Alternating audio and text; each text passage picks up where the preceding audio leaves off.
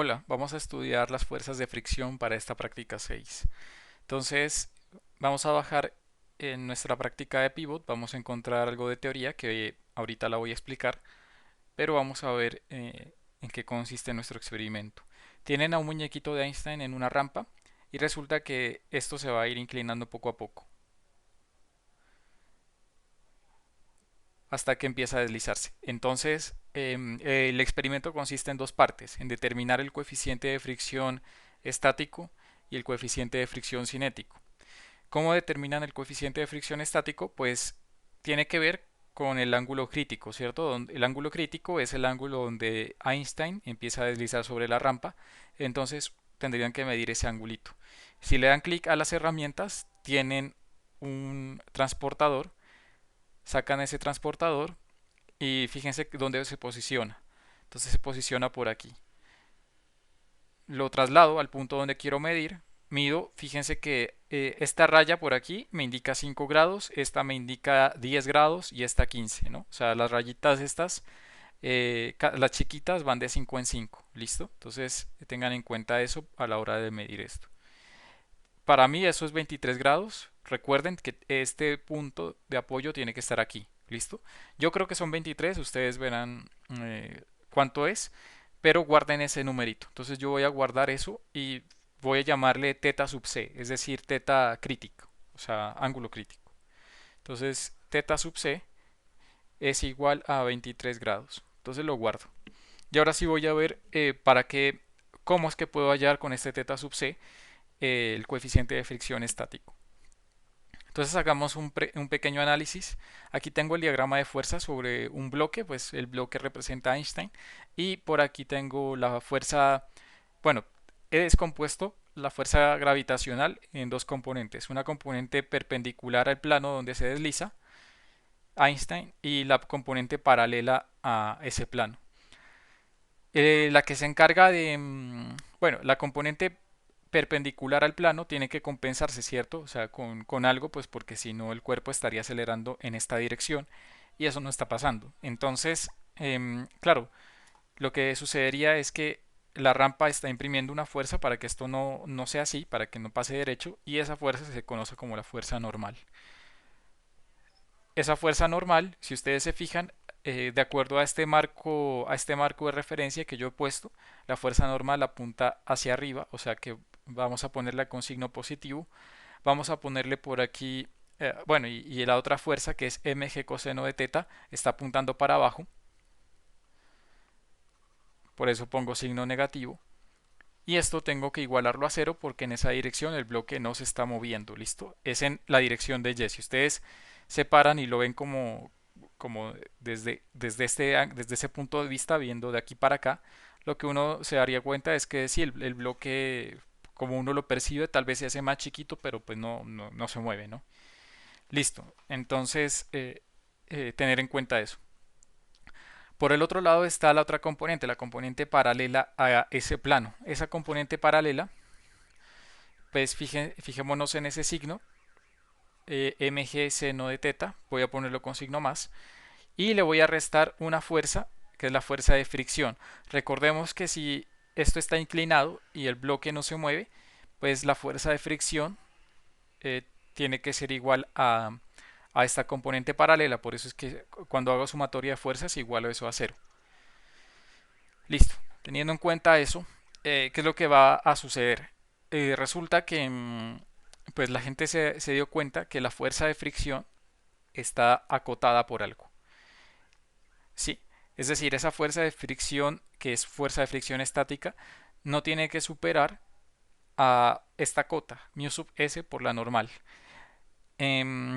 Pues uno puede darse cuenta de eso cuando tal vez si ustedes, por ejemplo, ponen la mano encima del bloque y aquí hay fricción, va a costar muchísimo mover ese bloque en esta dirección. ¿Por qué? Porque ustedes están aumentando la fuerza normal. Porque si ustedes empujan el bloque, por ejemplo, hacia acá, lo que habría sería una reacción y una normal mayor. Y esa normal mayor haría que esa normal mayor uno nota que cuando esa componente normal aumenta, pues cuesta mucho más mover ese bloque. Entonces, por ahí más o menos uno va intuyendo que esta relación debería ser así. Otra, bueno, digamos, más o menos creo que con eso puedo justificarlo.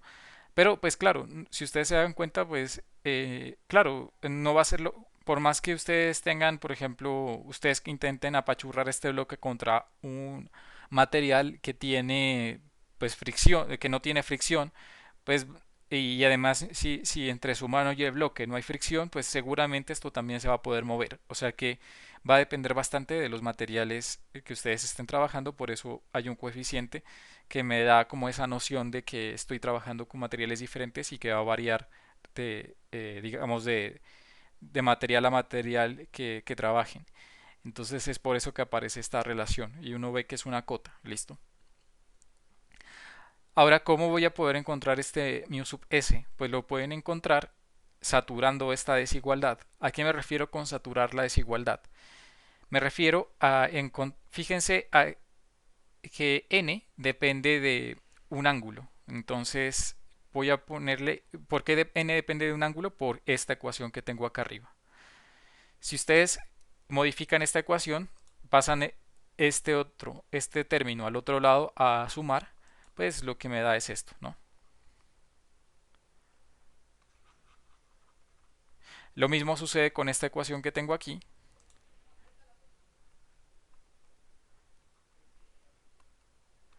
¿Listo? Y ahora sí voy a hacer lo siguiente. ¿Qué tal si n, pues n ya sé qué es, ¿cierto? N es eso. Entonces voy a sustituirlo.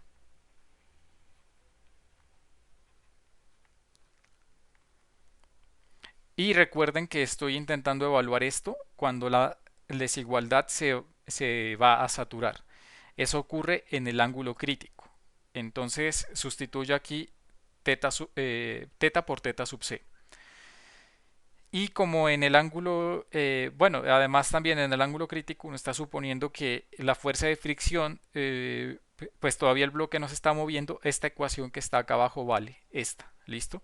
Entonces sustituyo fuerza de fricción por el seno de teta crítico y por aquí esto se borra y me queda una desigualdad. Recuerden que estoy asumiendo que el bloque no se está moviendo, de ahí viene la validez de esta ecuación. Si yo asumo que el bloque se está moviendo, esta ecuación ya no vale. ¿Listo? Puedo cancelar este y puedo cancelar este. Y de ahí obtengo que mu sub s es igual a seno de teta crítico sobre coseno de teta crítico, el cual es igual a tangente de teta crítico. Es decir, que si yo le saco la tangente a este ángulo, al ángulo crítico, pues obtengo mu sub s. Entonces de aquí van a poder calcular ese término. ¿Dónde lo van a guardar en el experimento? Lo van a guardar por acá abajo. Entonces aquí hay una cosa que me dice determine el ángulo máximo para el cual Einstein no cae o comienza a caer y para determinarlo válgase de esta relación. Entonces aquí lo calcularán. Tengan en cuenta de cambiar su calculadora a radianes, pues si su calculador trabaja en radianes o lo que crean más conveniente para calcular este ángulo y pues que tenga sentido, ¿no? Mi sub s tiene que ser menor a 1. Tengan en cuenta eso. Y además, ahorita vamos a ver que en la parte teórica les dice que hay una desigualdad. Mi sub s es menor que 1, pero tiene que ser mayor a mi sub k, que es el coeficiente de fricción cinético, que ahorita lo vamos a encontrar. Listo. Entonces vamos a la segunda parte que se obtiene o se extrae del mismo video.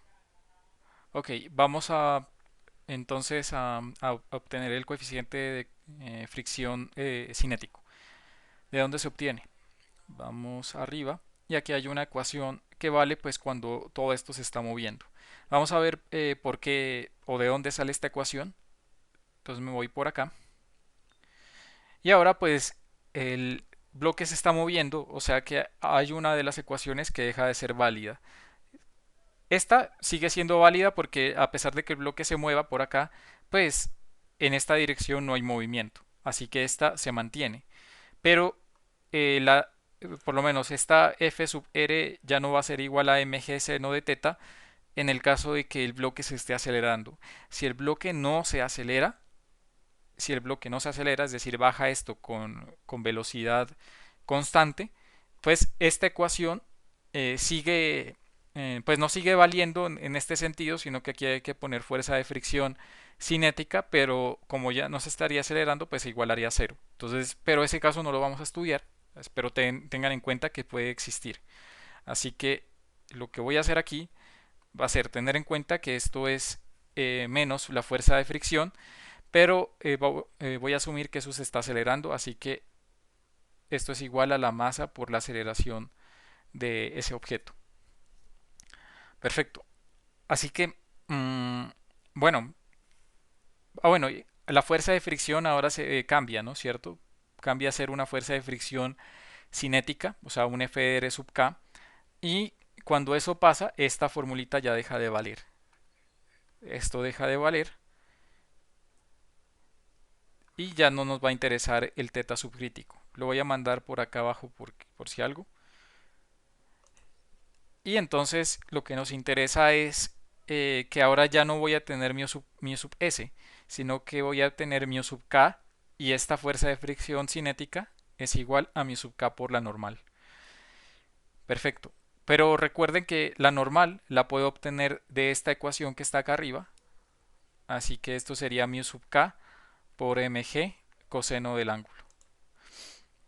Ahora, pues listo. El ángulo, la verdad, para nuestro caso coincide con el ángulo crítico del caso anterior, porque casi que esa rampa casi que no se mueve. Así que por aquí pues θ va a ser el mismo ángulo crítico o el ángulo en el cual esta rampa se esté moviendo. Pero pues tal vez es una excepción a la regla porque pues podemos seguir inclinando esta rampa y el ángulo va a seguir variando y esto igual pues se va a acelerar. Entonces tengan en cuenta eso. Puedo hacer lo siguiente entonces, puedo insertar esto acá en esta ecuación. Entonces lo que obtendría sería mg seno de θ menos mu sub k mg coseno de θ y esto igual a la masa por la aceleración. ¿Nos interesa la masa? Pues no. Resulta que se cancela y se cancela y obtengo esta ecuación que tengo acá. Entonces, ¿qué cosas podemos medir? Recuerden que durante todo el experimento, por lo menos cuando Einstein se desliza por la rampa, el ángulo θ no va a variar. Entonces θ va a quedarse fijo. La gravedad no varía, no estamos en un planeta donde eso ocurra, digamos, muy frecuentemente. La gravedad casi que se mantiene constante. Mm, Entonces, eh, estos valores, g por seno de θ, va a quedarse igual, no va a variar. Igual con g coseno de θ. Entonces, ¿qué instrumento tengo yo para medir mi sub k? Tengo solo la aceleración del objeto. La aceleración del objeto se espera que sea constante porque pues la fuerza que está arrastrando este objeto, que en últimas es a, mm, la componente paralela a esta rampa, pues va a permanecer constante. Así que la aceleración también va a permanecer constante, pero la debemos determinar. Es decir, esta la tenemos que medir. Uy, perdón. ¿Cómo la vamos a medir? Pues resulta que si el objeto tiene aceleración, pues esto es un movimiento uniformemente acelerado. O sea que la posición va a variar de esta forma. Vamos a tener un x inicial. Bueno, la posición va a ser un x inicial más la velocidad inicial por tiempo más la aceleración del objeto por el tiempo al cuadrado sobre 2. Se asume que parte del reposo, así que esto se va a omitir, o sea, esa parte no nos interesa. Y pues dependiendo de cómo nosotros estemos midiendo, vamos a tener un x sub 0 inicial o no. Pero eso, ¿cómo se traduce a la hora de tomar los datos? Pues cuando yo tomo los datos de posición, resulta que tengo que tomar datos de tanto de posición como de tiempo, ¿cierto? Para obtener esta relación. Pero claro, fíjense en la relación que es de tipo cuadrático, o sea que el ajuste de datos que yo necesito para identificar la aceleración va a ser uno de tipo cuadrático. Entonces, ¿cómo va a venir mi ajuste cuadrático? ¿Qué tal si reorganizo la ecuación que tengo acá? El cero se lo añadí porque recuerden que aquí hay un cero multiplicando a un t, ¿cierto? Porque es la velocidad inicial es cero. Entonces lo que yo esperaría en mi ajuste cuadrático, esta es el valor teórico. Voy a ponerle acá un, que esto es teórico, un t de teórico. Y acá voy a ponerle el experimental. El experimental va a ser una regresión cuadrática, ¿cierto? De x versus el tiempo, lo que necesitamos. Entonces, ¿qué se esperaría del modelo o de lo que obtengamos experimentalmente? De lo que obtengamos experimentalmente, esperamos que A mayúscula sea igual a la aceleración del objeto dividido entre 2. ¿Listo? Esperamos que B, que es la velocidad, y por lo menos esta constante B, sea igual a cero o muy chiquita. Y esperaríamos que C mayúscula sea x sub 0, es decir, la posición inicial. ¿Listo? Entonces, ¿cómo podemos obtener el valor de la aceleración de manera experimental? Utilizando este ajuste, ¿no? Utilizando este ajuste, entonces A debe ser igual a A medios, y por acá despejo y obtengo que A minúscula es igual a 2 veces A. Listo. Entonces, tener en cuenta esto, que es lo que vamos a usar. Perfecto. Ya con eso, pues insertaríamos en esta ecuación el valor de A, pero pues claro, nos interesa mu sub k. Entonces despejaríamos, ¿cierto? Entonces mu sub k al final me va a quedar que es eh, g seno de teta menos A, y todo eso dividido entre g coseno de teta. De alguna forma puedo reorganizar esto, sí, pues depende de cómo ustedes lo quieran expresar. Por un lado tendría que esto es la tangente de teta menos A dividido entre G, y 1 sobre coseno sería la secante de teta. Entonces, dependiendo lo que quieran, yo tal vez les recomendaría solo que usen este, y, y pues ahí acabaría todo, ¿no? Listo. Entonces, tengo entonces que la aceleración la obtengo así, y mi sub k la tengo así. Entonces ya puedo obtener datos de G, de teta que ya sé, mejor dicho, y de A que pues tendría que tomar datos de posición y después hacer una regresión cuadrática para obtener A.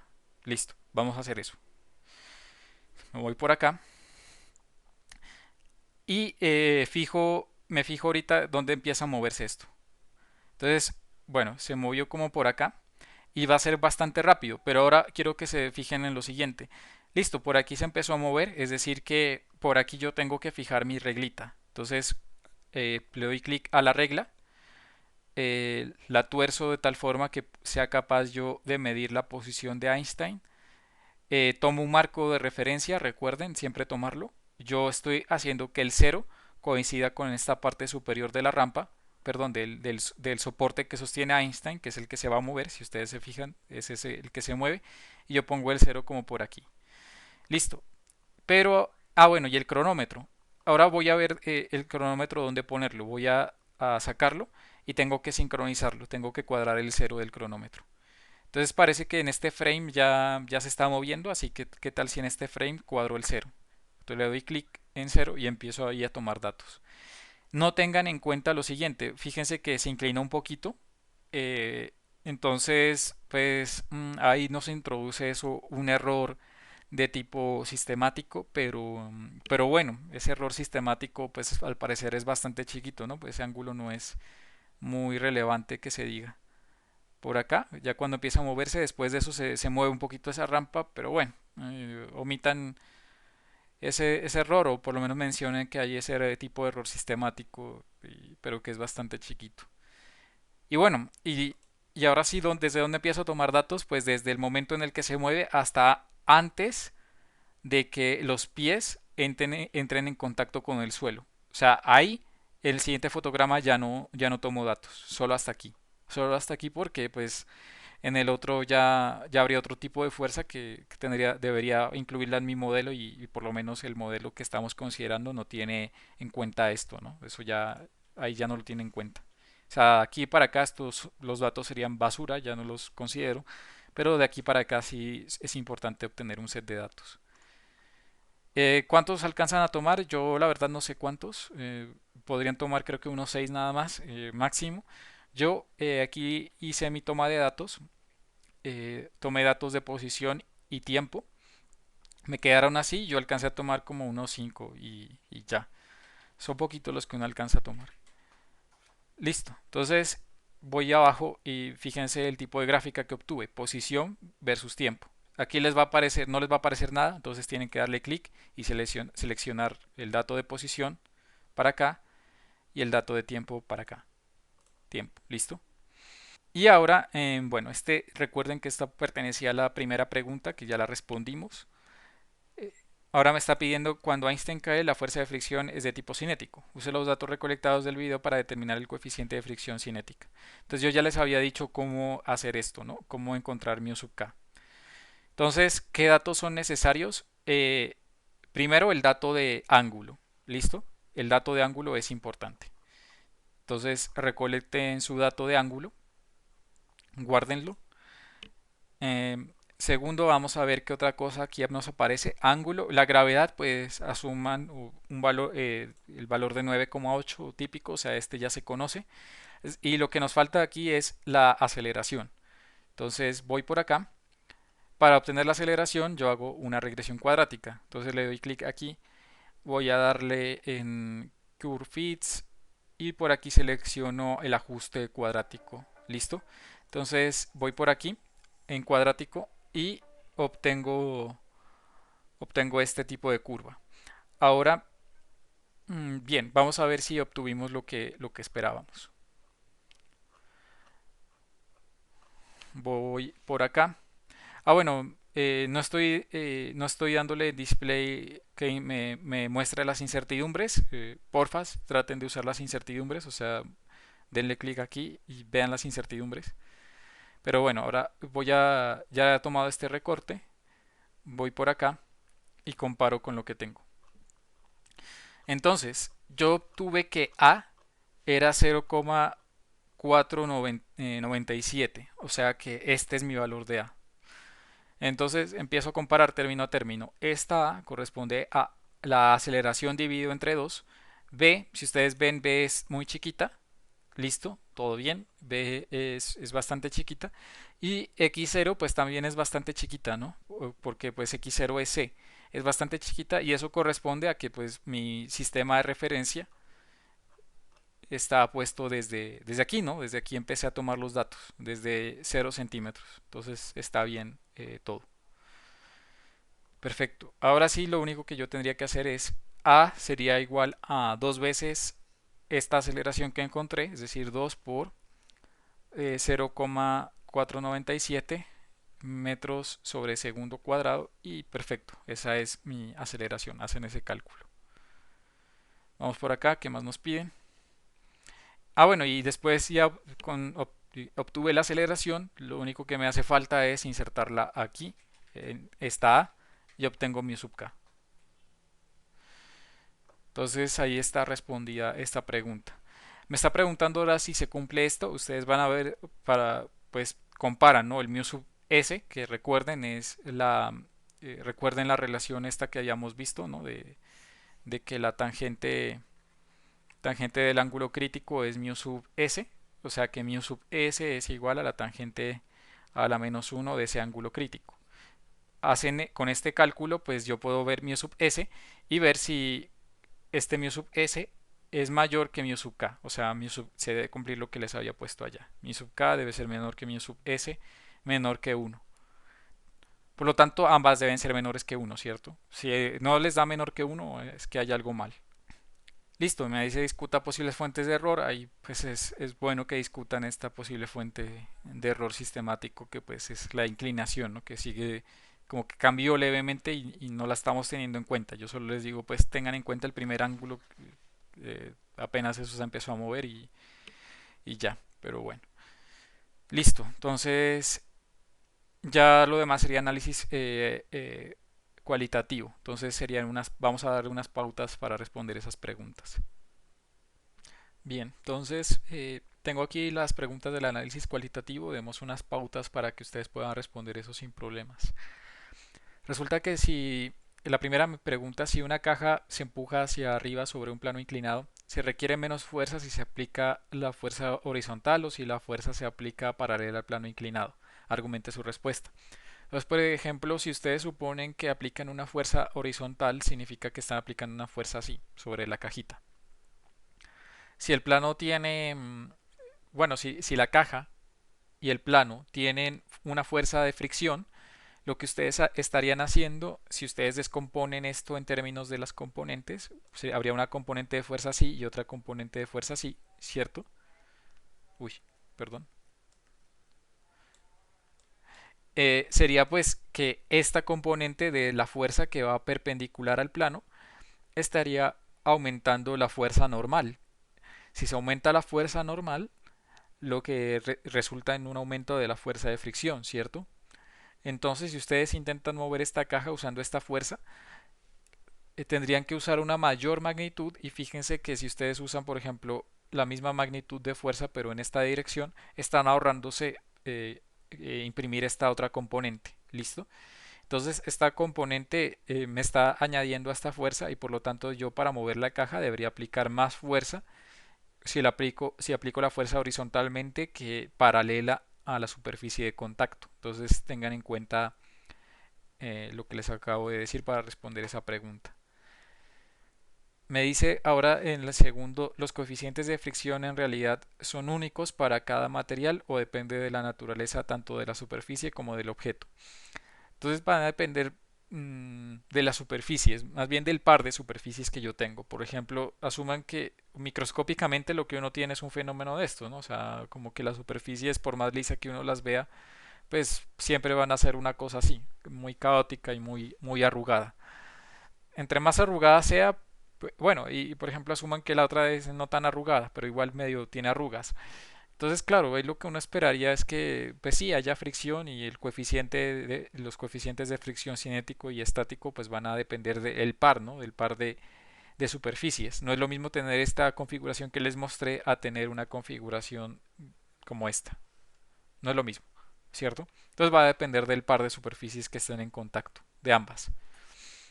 Incluso más que del material.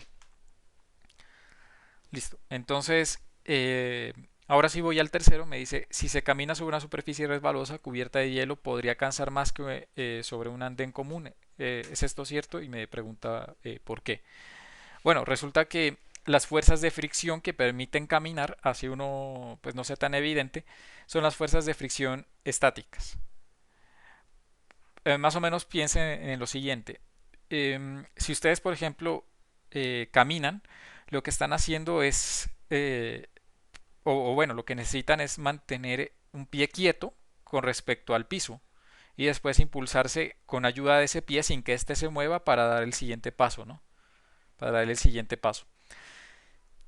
Entonces, si ustedes, por ejemplo, intentan o caminan sobre una superficie resbalosa, lo que sucede es que este pie, pues, lo más probable es que empiece a moverse sobre esa superficie. Resulta que, claro, esa energía que usted está empleando para desplazarse ahora se va a disipar. ¿Por qué? Porque resulta que la fuerza de fricción cinética es una fuerza que imprime algo, que imprime trabajo. Tal vez lo vean después, creo que lo van a ver, el- qué es energía y qué es trabajo. Y van a ver que en últimas, si ustedes tienen una reserva de energía, por ejemplo, una reserva de energía a ustedes, claro, esa parte de esa energía va a ser empleada en energía para caminar, pero se está perdiendo, ¿cierto? Se está perdiendo esa parte de energía para caminar en energía que se usó para resbalarse, digamos. Entonces, ¿eso qué me está diciendo?